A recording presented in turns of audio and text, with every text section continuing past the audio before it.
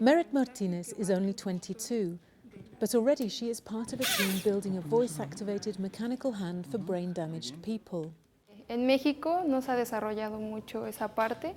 Somos pioneros en ese aspecto. Her project is innovative, but still she may soon be swelling the ranks of the highly trained Mexicans who go abroad every year in search of better opportunities.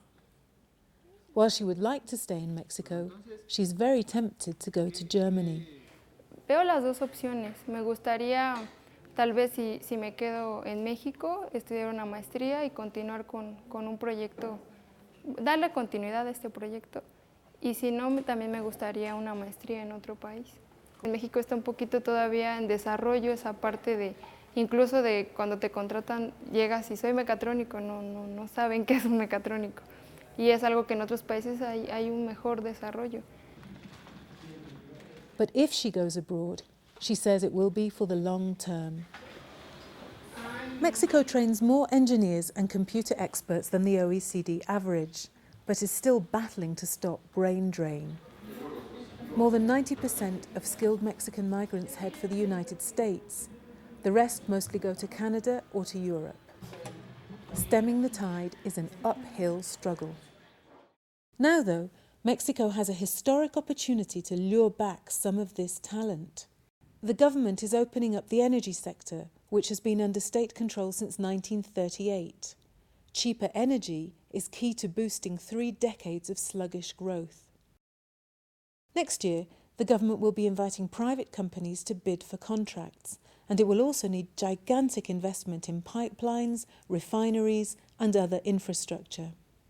But equally important, it also needs thousands of engineers, technicians, and people with the right expertise to regulate the industry. For Antonio Prince, a Venezuelan-born naturalized Mexican who has worked in 17 countries during a 25-year career, returning now was a no-brainer. But he says the government still has to make Mexico attractive, rather like Russia did when it opened up its own energy industry. They softened the tax regime on individuals, so the Russians became even better paid than the equivalent expatriates. Because it's much easier. Headhunters like Rafael Darianani are already hard at work tracking down the talent. People see the opportunity to leave as an opportunity to grow, an opportunity to come back with a better salary, but you haven't seen that amount of influx of people coming back yet. Energy may be the most urgent challenge, but there are others. In the past 20 years, Mexico has gone from just churning out electronics, textiles and auto parts in low-cost maquiladora plants to developing high-tech industries. Mexico is now the world's 4th biggest car exporter, and the aerospace industry has taken off spectacularly. General Electric, the US giant, has an advanced engineering centre in Mexico to design turbines and engines for the aerospace and energy industries. Some of the engineers there rank among the most senior in their field in the entire company. Even so, Vladimiro de la Mora, the centre's CEO, finds it hard to keep the talent he needs. Nuestro principal reto para retener a nuestra gente es las maestrías en el extranjero, ¿no? Lo que hemos hecho en los últimos años y nos ha resultado es mantener en contacto con estas personas que ya conocen lo que estamos haciendo aquí en el centro y antes de que terminen su maestría o su doctorado, volverlos a recontactar para que sepan que tienen una posición aquí en el centro. But he's optimistic.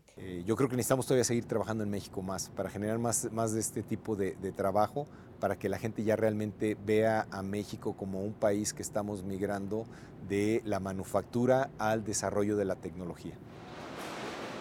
But they're also needed in manufacturing, to boost productivity, like at this Samsung factory where a finished fridge rolls off the production line about every 30 seconds.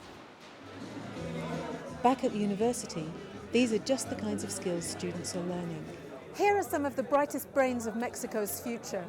Engineers like these will be vital as the economy focuses on high tech rather than just low cost. But can Mexico do enough to keep them?